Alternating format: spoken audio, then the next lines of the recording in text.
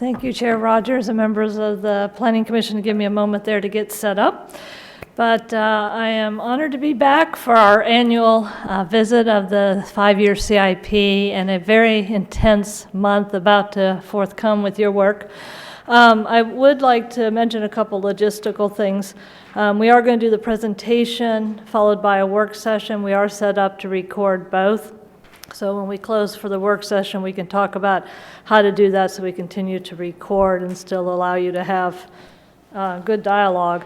But for the purposes of this part, I was going to beg your indulgence if you can kind of hold your questions and comments till we get through the presentation, unless it's really something that helps you understand going forward, because my goal is to clip this out of the meeting and have this as a video for the community to have a good overview of the CIP. And then, of course, we'll have all the questions and answers you want at this presentation or during the work session.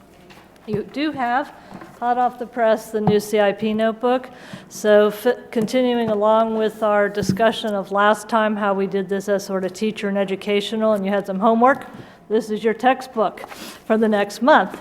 The PowerPoint is going to be your Cliff Notes, and so you also have a copy of the PowerPoint, should be in the front part of your notebook. So tonight we are going to cover a lot of overview, the new community engagement results, where we are on that, key issues, of course, process and schedule.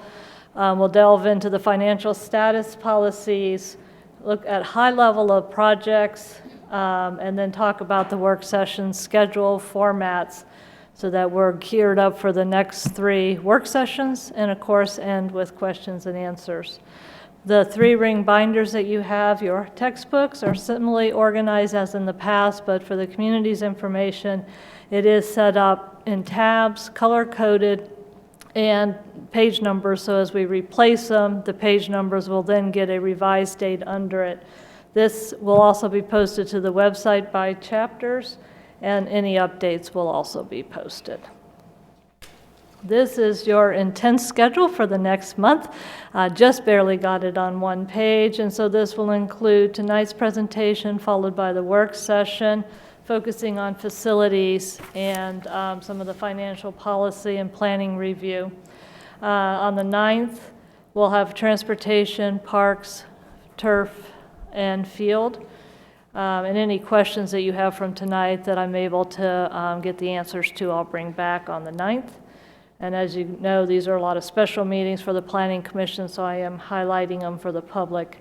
The 17th will be follow-up from the 9th work session, and then really your opportunity to deliberate on timing, priorities, funding, costs of projects. At the joint work session in December with Council and School Board, and then on the January 20th work session, there was a lot of interest for the Planning Commission to have input and give direction and make changes. And you're going to definitely have that opportunity because there's more requests than funding, so it will be actually a challenging opportunity that you have this time.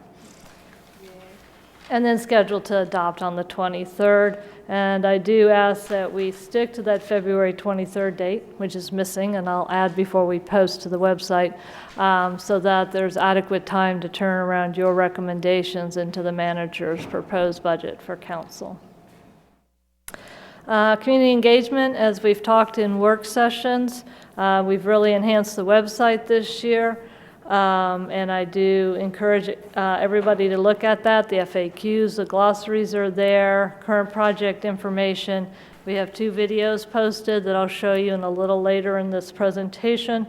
And another one in production. And then, although it won't happen by February 23rd, we'll be able to do it during the rest of phase 2 of the budget process. We'll do more projects and capture schools, parks, more transportation, and public safety. This was our first out of the gate, so there's some initial 3 tests.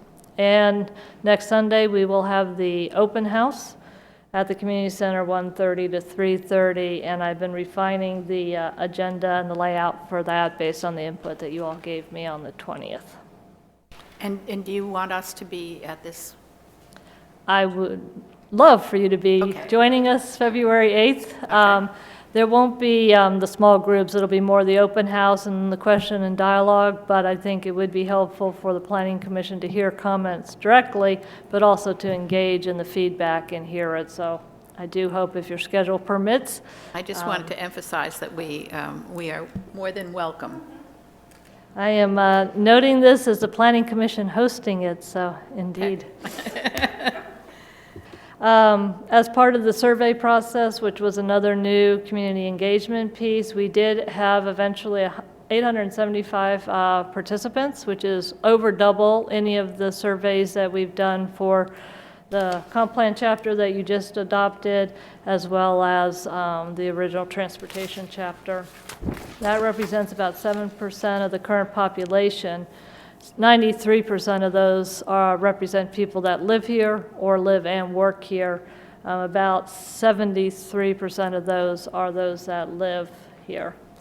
A lot of open-ended questions, so I do not have that information for you tonight or on the website. It will be posted, but you'll see in tab 1 towards the end, it is on page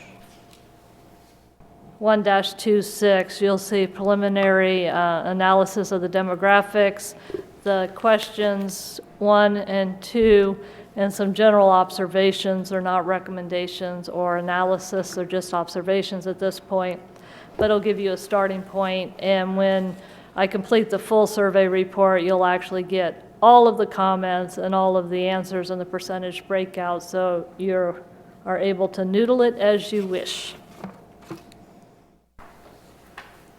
The CIP, of course, is a very critical funding document, but in and of itself, it is not the key item. It's our tool. It's the tool to implement the council's vision, which is adopted in 2012, to help make us a special place with successful development, harmony, good neighborhood, and of course, world-class government and school services.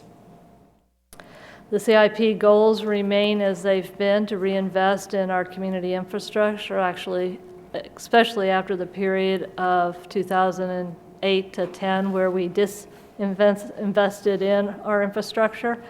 It is clearly going to have to prioritize needs over the next 5 years, and another goal is to maintain the financial strength that we've regained after that economic downturn around our policies, which we'll talk about in more detail.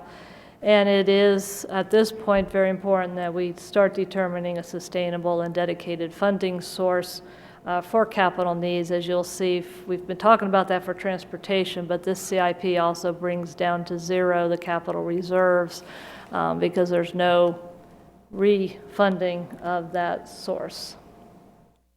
The CIP is indeed consistent with the comprehensive plan, the vision, the adopted planning opportunity area plans that you all have led on and councils adopted.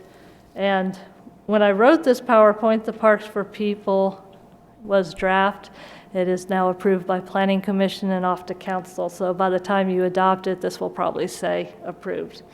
And of course, we do have the financial policies of council and the budget guidance. In tab 2, you will find all of the financial information. You'll have a summary of the funds, the debt service, what our outstanding bonds are, as well as the actual copy of the financial policies. And you have a copy of the FAQs and the glossary in there as well. So that'll be sort of the financial chapter of your textbook. But before we get into a lot of the challenges, I did want to take a moment to talk about the accomplishments and the good things that have come out of the last couple of years of the CIP. We have started reinvesting, and we started getting from, and Ms. Hockenberry's going to laugh on the first one because it took a long time to get there, but it is operating the Broad and Penn traffic signal, and it is actually the third video that we're going to unveil later this week because we figured it was so worth honoring that effort. That the students actually supported and did some survey counts on. But we have the signal up. We have the traffic signal closed loop. We now have strong fiber between the library and City Hall and Aurora House in here, which is actually pigging back on the traffic signal so that we can improve our interconnectivity and redundancy. Evidence room is now complete and in the process of strategically and court-ordered moving evidence from the old area to the new with chain of custody, and the G2 corridor where the employee lounge is, our mail room, and where it was all kind of moldy, for those of you that remember it, is now clean and healthy air quality again. And of course, the Thackeray Preschool is up and running and the children are in that school, and the stormwater project is nearing completion. So I put it on the accomplished list. We do have the safety improvements at Mary Ellen Henderson with the crosswalks and the new curb cuts done. Community center roof replacement, which was asbestos laden and leaking, is now done. And the tennis courts and basketball courts have had their renovation. A lot of projects underway. We are, for the first two, South Washington Multimodal Transit and Streetscape, which goes from Annandale to Tinner Hill down by the reserve, is at 65% design. Roosevelt Avenue and Roosevelt Boulevard is moving into design, heading towards 65%. I think we're at 30. Co and Pearson Branch daylighting is well underway, and I have that video to show you all tonight. We are underway with the police dispatch phone total replacement from the equipment that we were going to donate to the Smithsonian because it still clicks and dials, and starting to work on the design for the replacement of the CAD system. Mount Daniel Elementary School, as you know, has passed referendum. The contract's been awarded, and now the schools are very busy into that next phase of design and construction. And West End Park master plan improvements is underway, construction fence all around it. So there is a lot of good news to celebrate from the hard work of the CIP process in the past. A lot of needs still going forward. And although it will be challenges, I think it is also opportunities ahead of you. So here are some of those challenges and opportunities. It is a very ambitious CIP. It is ambitious because the council budget guidance did speak to a lot of infrastructure on capital. It does have challenges because it is speaking to only growing with the rate of economic growth, no tax rate increase, and so that puts a lot of pressure on the capital as well as the operating budgets for general government and schools. Facilities, we still have a significant pent-up demand for reinvestment in our aging facilities, and some of these are also timed because we cannot run them all concurrently, so they're spaced out. And we've done a lot of work on the transportation projects. You saw a lot of that change last year. This is phase 2. The 2 positions that the Planning Commission recommended were approved by council. We have now recruited, and those 2 positions are on board and getting really oriented and learning the grants and moving forward, which is why we're seeing a lot of projects moving forward. But we've also done some reallocation, so a lot more staff are involved in the CIP, so we're using different expertise, and we're not having engineers out doing construction management, field work, and data reporting. We've tried to right-size that, so when we do the transportation discussion on the 9th, we'll give you some more details. There is also a lot of grant resources out there that we haven't tapped into yet because of staff resources and being backlogged that we're hoping will start catching up. But we also need the dedicated funding source to match those, and you'll see that as we talk about the projects. We do need, obviously, the CIP to develop consistent with the financial policies, and we need to look at a way of it being affordable and sustainable. It's one thing to say, for example, that we're under the 12% debt policy limit, but we also need to be able to afford the debt service payment within the operating budget and the tax rate structure. This CIP does rely heavily on one-time funding resources, so that's good in the near term, but long term, it brings us back into the lack of reinvestment issues.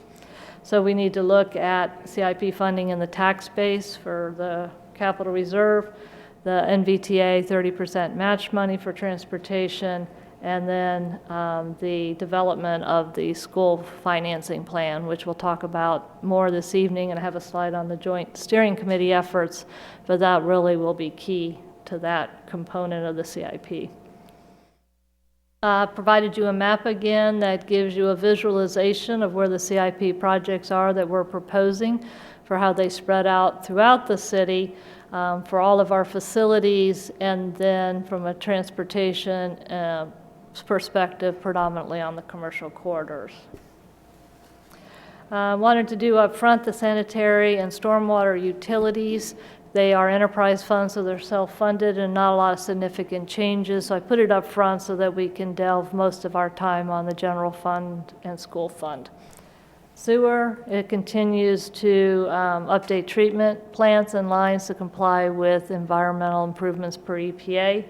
And so there will be rehabilitation of the main lines and treatment plant improvements, and you see the dollar amounts there. This is covered by the sewer rates. No increase currently planned, but we are assessing the capital and operating budget together once the operating budget is done.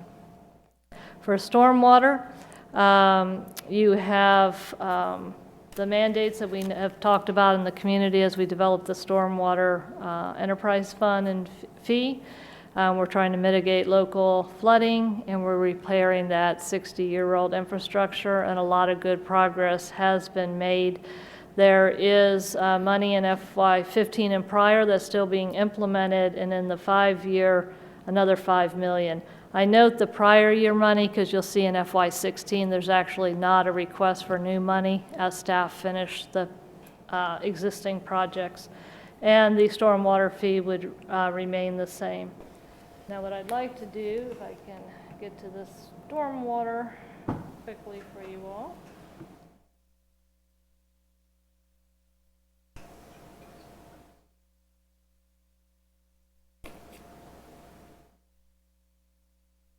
To share with you in the community.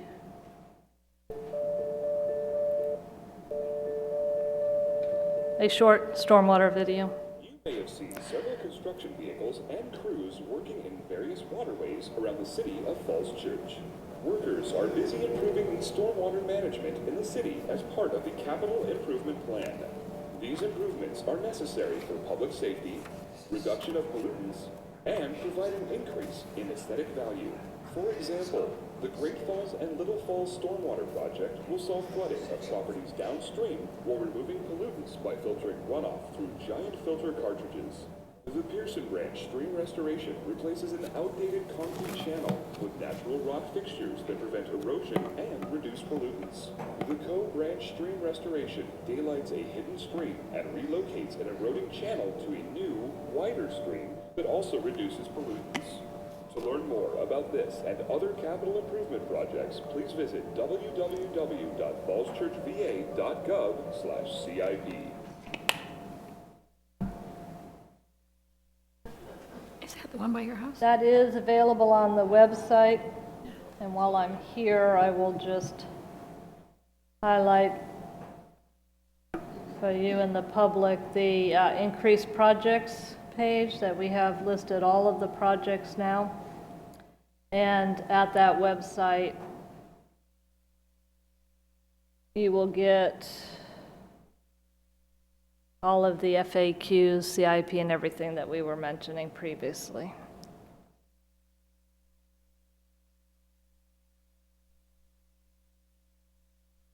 This is a summary chart that you also will have in tab 3 that shows you the funding proposed for the 2 utilities. Now moving on to general and transportation funds, and a reminder that the general fund includes the school capital projects because the CIP is on this side of the ledger in terms of debt issuance. You will see that there's no new technology projects listed, as we're still working on the ones for the police that I mentioned earlier. For public safety, there is $600,000 in FY16, and we'll talk about those projects. Public facilities for FY16 is a jump up due to the City Hall recommended additions that we'll talk about in a little bit in this evening, and also $2 million for the TJ HVAC. Transportation continues to be a large component.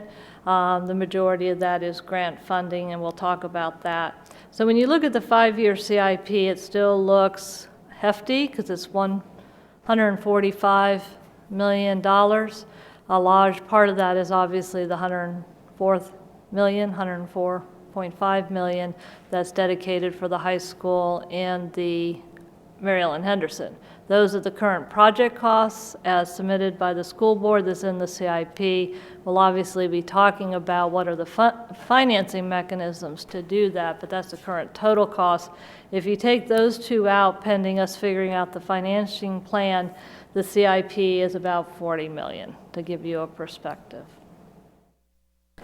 So to that end, if you take the project costs and you break them out by your functional categories, this is the FY16 year, a little more evenly split with a lot of transportation money, and then the general government includes the City Hall Public Safety Center. If you do the 5-year look, then the school projects come in because the full project costs are there, and this is project, not financing, and so proportionally the schools are larger due to the high school predominantly. This breaks out the general fund summary, and you'll see some new funding sources, so I had to add some new color for your consideration this year. We continue to have grants. In the general fund, there's 0, they're all in transportation. Debt is $19 million in this 5-year window. Only if new, this is if we find revenue, is $2.9 million in the general fund. This, and you'll see here in transportation, has grown significantly because there's a lot of needs and there's no funding source identified for them. I wanted the Planning Commission to know what they are, because as you're trying to solve what do you want to fund, what are the community priorities, you might switch something, so you needed to see what were the issues. But it's growing because of the use of capital reserves down to 0. Total water sale proceeds funding, you'll see in this proposed CIP the use of $5.3 million. There's $11.3 million available in the water sales. This is targeting about half of it for your consideration. 15% is immediate needs that council directed in its resolution, and the other is being targeted towards the public parking on 313 Park Avenue.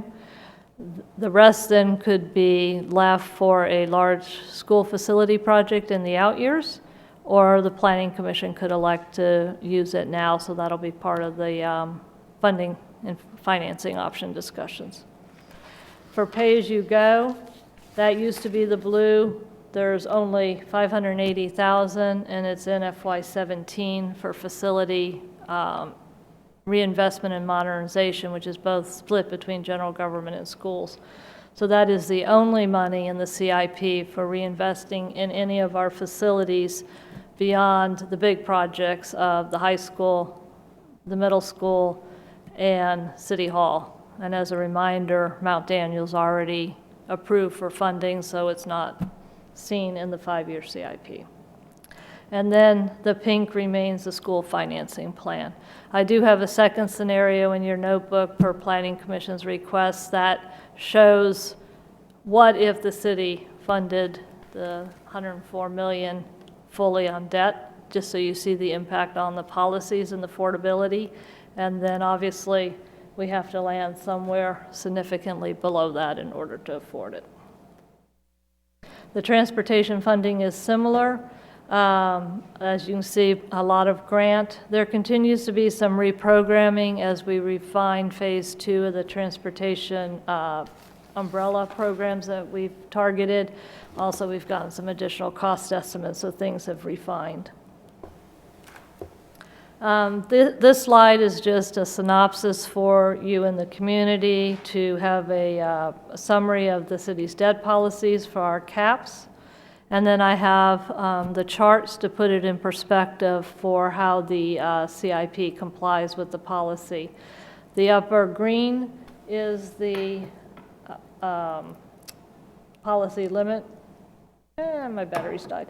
Upper green is for upper policy at 12%. The pink is where the new CIP would raise us towards that policy, and the lower is the existing debt. So without the $104 $104.5 million in the CIP, we are within policy limits. However, if you were to add the high school and Mary Ellen Middle School, you go over policy. I've annotated the title, and also to note, you'll see it in the debt projections in the schools. This is proposing 100% of the debt not offset by any other revenue. So this is $104.5 million debt funded, but kicking off in 1920, and then in this case, you'll see I added an extra year of 21. Your CIP goes to 20, but the last part of that large debt we wouldn't issue into 21, spacing out the debt financing. The construction would be spread over multiple years, but we can reimburse ourselves 18 months, and so we can let the project go before we issue the debt, and so you carry the interest a little less. But we're over policy by 21, and then the debt would continue for 20 years. So this is modeled at 40 years on the initial issuance, and then 20 and 20 and 20. This takes it and puts it on the chart that we talked about in December. And so you have the existing debt and the CIP proposed debt, and this is the one where the high school is only financed at $55 million, high school and Mary Ellen Henderson. So I added the red note at the top, so it flags that this is financing about half of the total project cost, so people can be clear about project costs versus financing, and then also put a note on the bottom right to document that so people know what they're looking at. The red bar line is simply the policy limits going through 2021, because that's this year's CIP. And we haven't modeled out all of our expenditures out to 2040, so it kind of drops off, but obviously it's going to continue out. These are the slides you saw at the joint planning session in December as well, with where's our outstanding debt for schools, specifically by which school, and then the general government tax-supported debt, so that you can have the history of where our debt is for that other chart. This chart then summarizes the fund balance policy, so it's an easy Cliff Note reference for you and the community. This is the fund balance policy based on this fiscal year, where we would get down to the 17%, which is the upper green line, and then the pink is the bottom of it. And here you'll have the refresher that if we drop below 17, the policy requires a plan to regain back up to that, either a 2 or 5 year, depending on how far below that 17% and the 12% we drop. This CIP takes everything down to 17%, which is why the capital reserve is not growing, because if you're over 17%, that goes into the capital reserve. It's not over 17, there's no new dedicated funding, and we're actually using the capital reserve down to 0. So this leaves us about 2 months of expenditures to cover emergencies and the unforeseen. And then this chart shows you, as you've seen before, blue is the 12% floor, pink in this case is the policy, and you can see where the proposed CIP is basically from FY15, which is how we did last year's CIP forward, it's staying at the 17%. That's, if anybody wants to see a synopsis of the actual percentage, and you'll see in FY20 we're technically just down below, but since it's an out-year projection, that's within policy limits. This is a map to refresh us where all our facilities are for the general government and schools. A lot of folks will focus on the 4 schools, City Hall, Library, and Community Center, and forget about all the other facilities that we need to maintain for operating the city, so it's a quick reference guide. And now I'll go into some general facility highlights and the schools. Before I do that, I do want to highlight a little bit in tab 1. It is similar to what you've seen in past years, but the introduction section I beefed up with more definitions on what is the CIP, using a lot of the language that we created for the survey to make it reader-friendly for the community. I went ahead and put that in here. You have the pie charts. On page 1-4 is a section I'll refer back to quite a bit. On that page, you see a listing of the key policies and decision points that the Planning Commission will need to be making through this process. What's our level of service? What's our balance between capital and operating budget? Setting priorities of timing, 5 years, 6 to 10, out years. Do we need to eliminate and reduce any projects, or do we need to recommend funding sources, and so forth? So that'll be a key thing. And then on pages 1-10, that's the update to all the existing CIP projects, because often that comes up. Well, we're looking forward 5 years, where are we on the past? So some of those I highlighted on the accomplishments and underway slides, but the rest are fully described there. And then, as I noted earlier, the survey preliminary demographics and website links are on page, starting on 1-26. Tab 3 is the summary of all of the projects into the colorful spreadsheet. So I did want to highlight a couple changes. The yellow is the new PAYGO color, but on page 3-4, you'll see some blue lines, and that is referring to the use of water sale proceeds, so I figured blue would be a good connection. You'll see two things. One is the actual water sale proceeds, 11.3. That is cash available for projects. The other, the first blue line, is labeled investment revenues from pensions. This is the revenue we're going to get by advance funding the pension, and so it reduces what we have to on the operating budget contribute towards the pensions.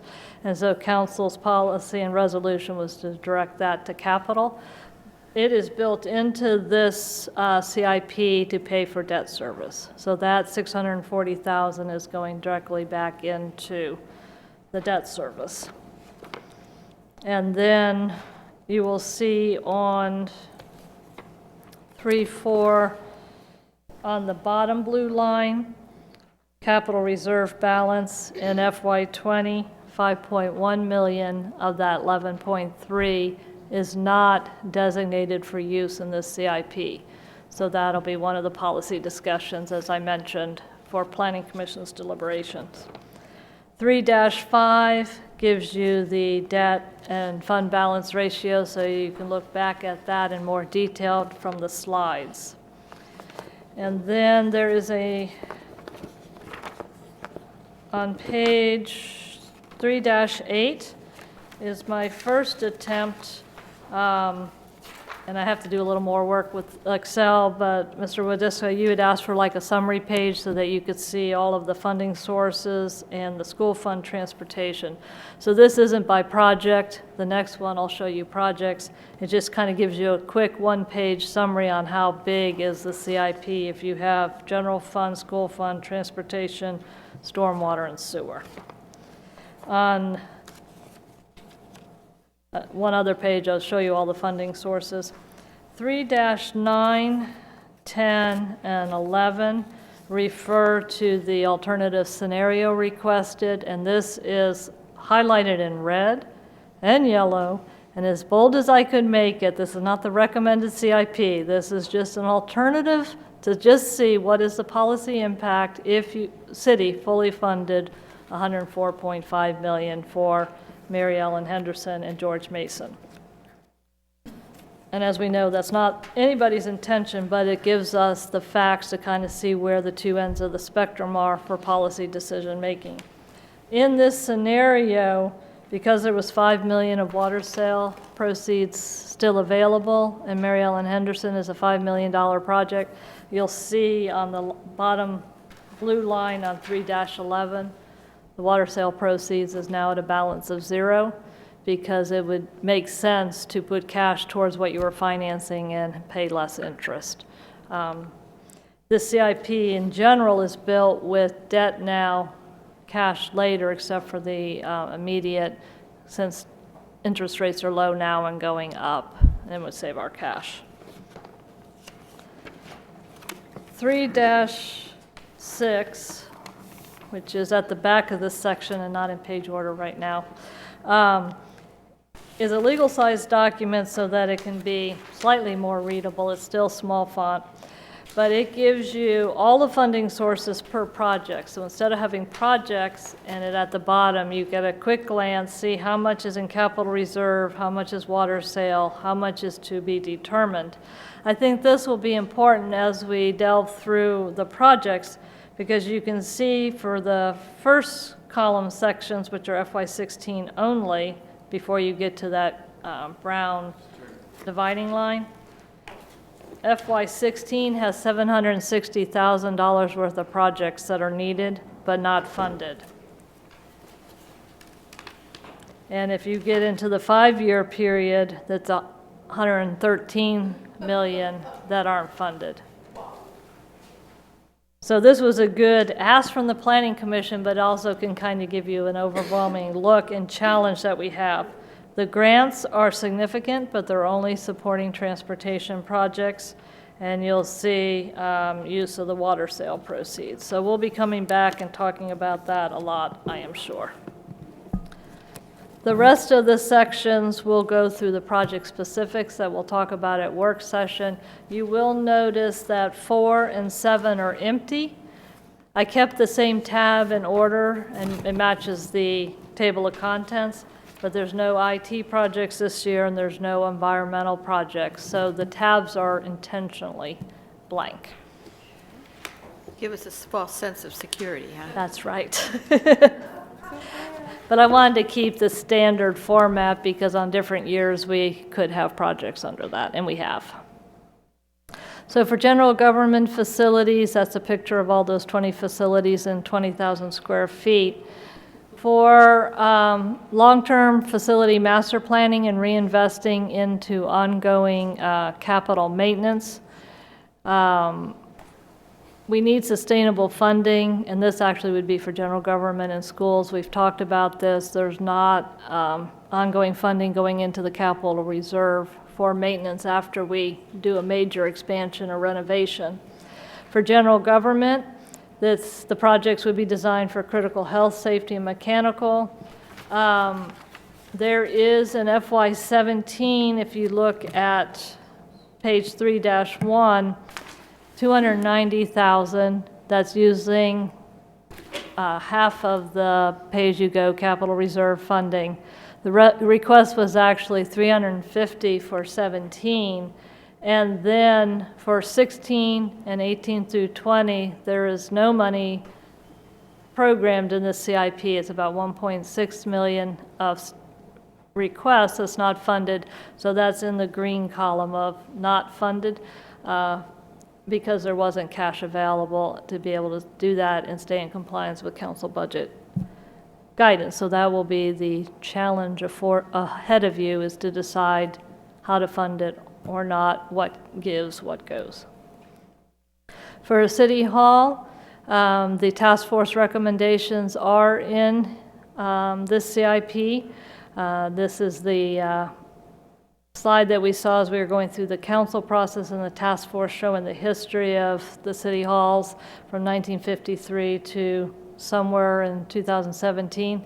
Reminder, the 11.7 is fully funded. This is a discussion for the additional 5.25. Tab 6 also has the task force recommendations. And so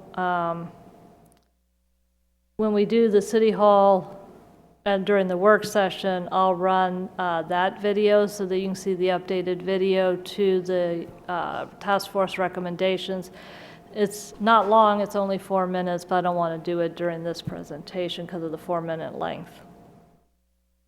That's an outline of the 4 components that would be added to City Hall and are included as a recommendation in this CIP. And that's a synopsis of the memo that you have in tab 6 for the importance to proceed at this point with that additional funding.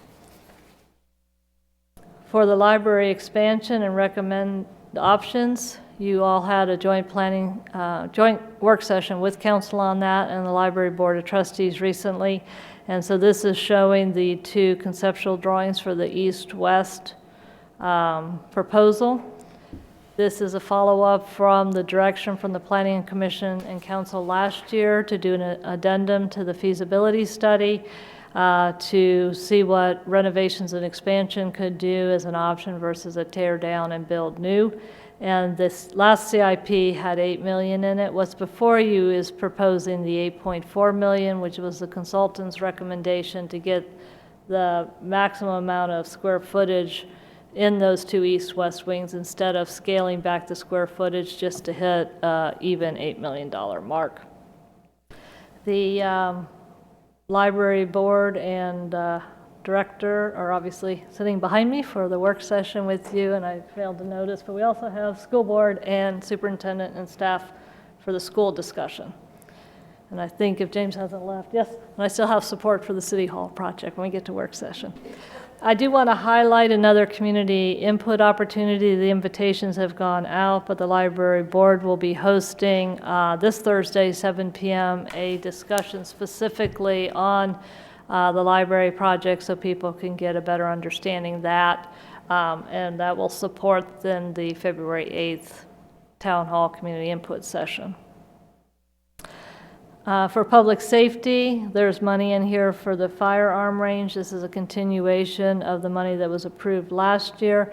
It is a larger dollar amount now that the cost estimates have come in, and one of the partners' lost state funding has dropped out, so that'll be an item to track and follow. And Fire Station 6, the Arlington staff is now maintaining the maintenance and implementing our capital projects for us since they have more expertise at maintaining stations. And so they are currently implementing the money that Planning Commission and Council has already appropriated for doors, windows, and HVAC, so those are proceeding. They've put in additional requests to fully fund those plus additional things, but they're in the out years, and Mike Collins is doing more work with Arlington to get a better handle on the costs.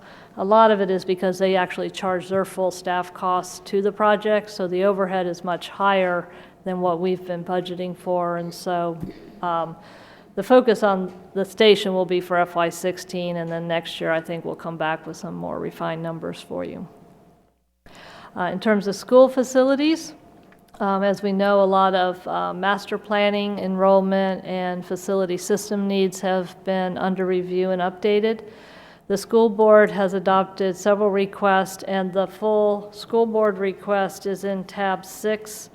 It's the last section of that. Let me make sure facilities is tab 6 now that I said that. Yep. So you'll have the school board in there. The reason I'm looking puzzled because mine doesn't, so I will need to verify to make sure everybody got the school boards in there. It was on the table upstairs. But it starts off with the school logo, so you'll know if you have it. The facility modernization request is at $290 in what's recommended to you all tonight, because that's the other half of the capital reserves. The school board asked for $400,000. The $2 million is the funding that's seen in the CIP last year for the HVAC, and then the costs remain the same for the high school and the middle school, along with the need for working on that financing plan. The school board has put both of those school projects in for FY17, so that's how I've presented it in the CIP before you. Joint Campus Steering Committee, I know we have a Planning Commission member part of that and can be part of our work session discussion, but this is a synopsis of the 2 studies that have been completed. The website link where anybody can go for a refresher and the community can check out the information. And the next step of an RFP for visioning, market study, planning, and then ultimate decision-making is soon going to be issued, and then proceeding for selection and contract award, along with public engagement. This is a slide that was prepared in FY15, and so it's before you for just your consideration and additional data points. This is not updated to any new current costs because it was done in last April cycle, but it gives you a way to look at if it's all financed, how much that debt service translates to tax rate, the 23 cents, for example. And then if it's only 80 million and mostly done with development and other revenue sources, then it could get down to 8 cents. So it's just a rough barometer of sort of the impact of the project, just another way to look at it. For transportation, and we'll have that work session on the 9th, there's a lot of projects underway, maximizing staffing like I talked about, and you'll find in tab 8 a very big, what I'm calling the big sheet. Legal size, draw it out. You'll see all the projects where they are in design and construction, and then you'll see some nice pie charts, and that'll give you the staff breakout as to how staff are working on transportation, facility, stormwater, CIP projects, etc. Also on that sheet, you'll see all of the funding grants that we could be going for if we had the staff resources or the local match. New to this CIP is the downtown reinvestment. That is one of the focuses that came from council as part of that immediate 15% use of water sales. It's currently in the CIP for $600,000, neighborhood traffic calming for $200,000. Those are both using water sale proceeds. And then there's a small amount of money to match a federal grant to start stuff in the downtown planning opportunity area. So that's about half of the 1.7 water sale proceeds that's being proposed in the CIP. The rest I'll show you in a minute for schools and parks. The CACT also just recommended to council, in addition to the neighborhood traffic calming, money for the W&OD improvements. It's in the CIP, but it's in the green. There's no funding allocated towards it. So that's part of the, yes, a priority, yes, a community need, yes, recommended by a council, board and commission, but no funding available. The neighborhood traffic calming is similar. There's money in FY16, but not in the out years. For recreation and parks, this is adopted by the advisory board. There's money in the park master plans for FY16, $100,000 using water sale proceeds. And then in FY20, the last year of the CIP, a debt-funded project, this would be to fully redo all of the trails and all of the parks, many of which have to be just totally taken out, redone, rebuilt, raised, a whole lot of options. That's why it could be debt proceed, because it's going to be full reconstruction and have a lifespan over 10 years. A lot of the park master planning stuff does not have a 10-year useful life. There is no funding in park master plans for 17, 18, and 19, although the Rex and Park Advisory Board did request that. So you'll see that in the tab 3 summary, what was requested, and then in green means it was requested but not funded. The final component of the Howard E. Herman Stream Valley Park money of $248,000 is in the CIP to be debt financed. It's actually $100,000 less because we were able to do some of the bridge and stream work with the stormwater project that's happening there right now. The Rex and Park Advisory Board has also asked for an additional $1 million for open space, as they did last year. It is not funded, but here on record for you. For the synthetic turf field and track, it is in the CIP for FY16, both of them.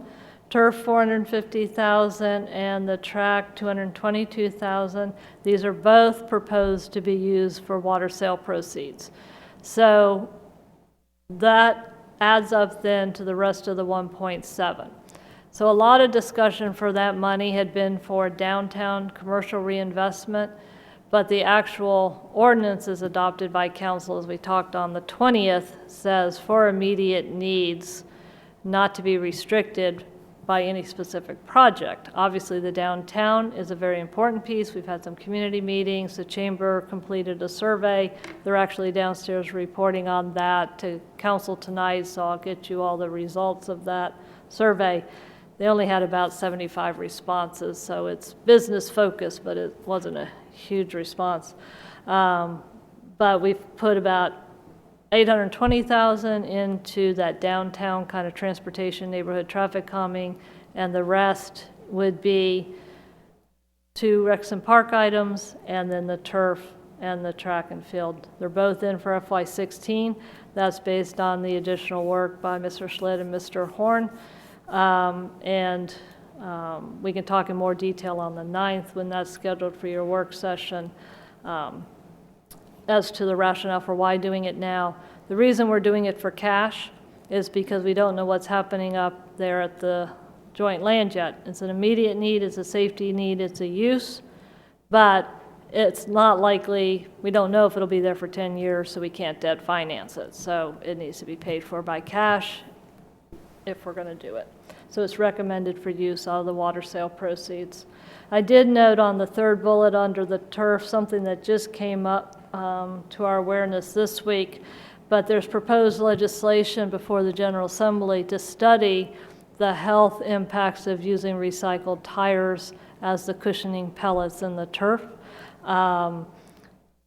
There's a lot of studies, as I've learned from Mr. Horn and Mr. Schlitt, that there's industry's done a lot of studies, long-term use, no identified health hazards, but the General Assembly is considering taking a study so it's independent of the industries.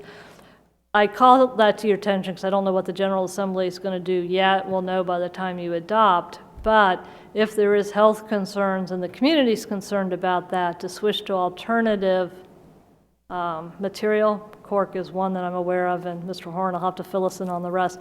It's more expensive on a per square foot basis, so this cost would not be high enough to cover that.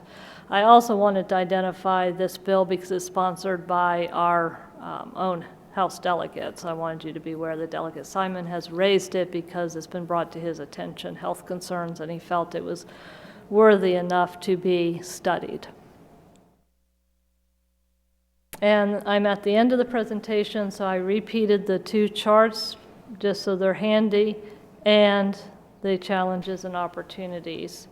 And then, as always, there's plenty of website material and places to email me with any additional questions you have or the community does.